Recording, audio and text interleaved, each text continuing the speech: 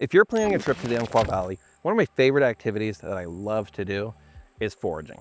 The Umpqua Valley is absolutely phenomenal for foraging. There's nothing better than spending a day out in the woods, finding wild growing food that you can then take home and make a gourmet meal out of. The Umpqua is home to a wide variety of berries, mushrooms, and leafy greens that you can harvest and enjoy. We're going to show you a couple of them.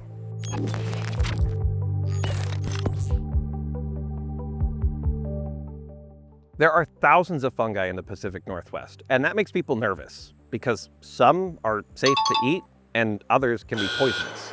We always recommend that if you go out to harvest, take the time to learn. You need to know how to identify one or two specific types of mushrooms and only harvest those species. Take that time to do the research and be confident that when you pick that, it's exactly what you think it is. These are chanterelles, one of the most sought after gourmet mushrooms grown prolifically in the Pacific Northwest.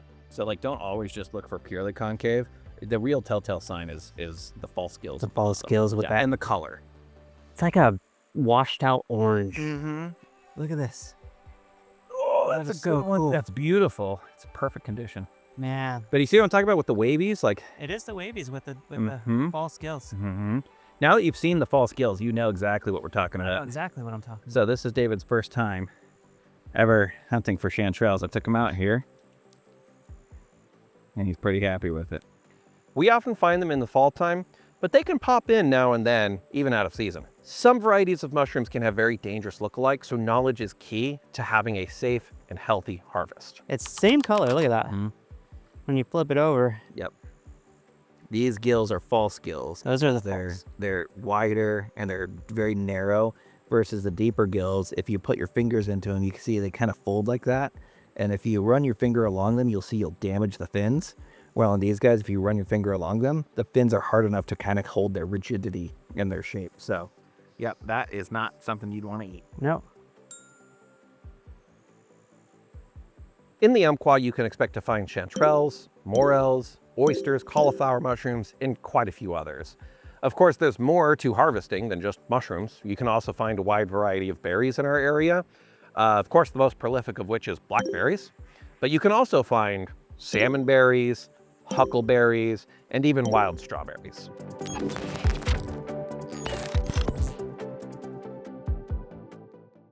That's edible, that's edible, that's edible.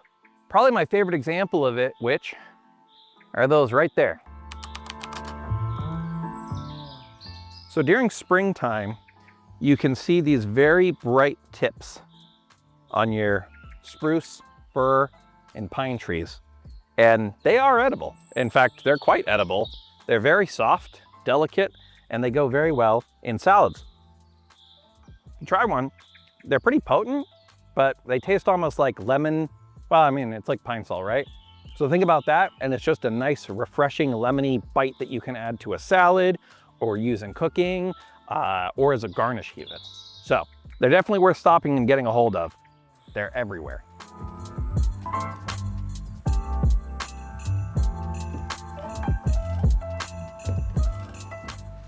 The same rules apply here. You should focus on finding specific species that you can comfortably identify.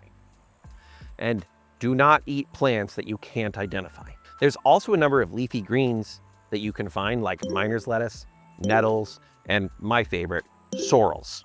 When you're hiking around in the Umpqua Valley, one of the most prolific edible plants you're gonna find is this right here. It looks like clover, but it's not.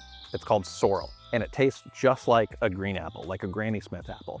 If you wanna grab a couple of these as you're hiking around, definitely grab them, and you can literally just eat them whole. You can add them to salads, or you can just kind of chew on them. Honestly, it's a very refreshing snack when you're walking on a hot day in the valley. It's one of my favorite things. I'm gonna break the fourth wall. Here, David, cameraman, try it. Try it. It really does. Does that taste like a green apple or what? That's mind-blowing. Is that crazy? That's crazy. Yeah, no, people do not believe me when I say it tastes like green apple. Then I tell them to eat the leaf and they're like, I don't want to eat a clover. It's not a clover, it's sorrel. Eat it, it's delicious.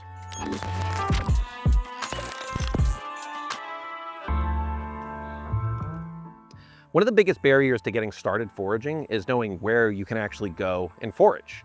The good news is that over half of the Umpqua Valley is public land, meaning anyone can go on that land and harvest, forage, and enjoy the bounties of nature. I always recommend looking for a place near water.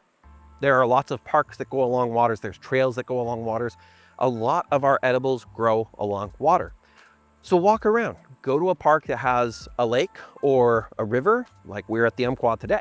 You can harvest in national forests and on a lot of Bureau of Land Management land, or BLM land. If you don't know what that is, check out the website for the Bureau of Land Management and learn more about the public lands, how to access them, and they even have maps that show you all kinds of areas that you can go and forage on. We also have a number of timber companies that allow guests to visit and harvest on their lands as long as you follow their rules. It's worth mentioning that during fire season, timber companies will close down access to their properties to prevent accidental forest fires. In the description of this video, we're going to share some links to public maps and information on public lands. We also recommend apps like onX, which can help provide you with maps that show you where you are, what land you're on, and where the land boundaries are. Understanding how to navigate public lands is frankly a little bit complicated, but once you get comfortable with it, you're going to feel way better about going out, finding a great spot to have a great time. Now get out there and have an adventure.